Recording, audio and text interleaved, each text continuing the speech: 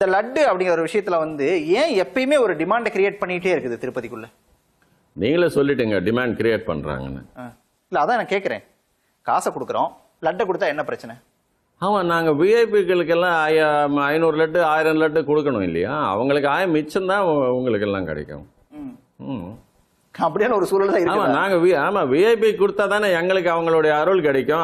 அவங்களால பதவி உயர்வு கிடைக்கும், இல்ல எக்ஸ்டென்ஷன் கிடைக்கும், அவர்களால பரிசுகள் கிடைக்கும். உங்களுக்கு வேண்டியது விஐபிகளோட அருளா இல்ல பெருமாளோட அருளா? விஐபிகளோட அருள் தான். டிடிடியில வேலை செய்யற எல்லா ஊழியர்களுக்கும், அர்ச்சகர்களை தவிர எல்லா ஊழியர்களுக்கும் வேண்டியது விஐபிகளுடைய அருள், அரசனுடைய அருள், அரசியல்வாதிகளுடைய அருள், பணக்காரங்களுடைய அருள், சினிமாக்காரங்களுடன் போட்டோ. பக்தர்கள் வரிசையில வந்துட்டு தான் இருக்காங்க. ஒரு 10 செகண்ட் கூட நின்று சாமியை பார்க்க விடாம தள்ளு எல்லாரும் தள்ளிட்டே இருக்கீங்களே.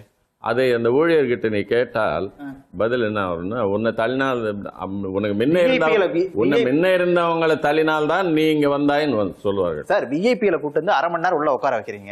ஏன் பக்தரை ஒரு 30 செகண்ட் நிக்க வச்சா என்ன பிரச்சனை? எங்களுக்கு என்ன லாபம்? பக்தர்களை நிக்க வச்சா எங்களுக்கு என்ன லாபம்? விஐபிகளை நிக்க வைத்தால் எங்களுக்கு லாபம் இருக்கும், பரிசுகள் கிடைக்கும், பணம் கிடைக்கும், பதவி உயர்வு கிடைக்கும்.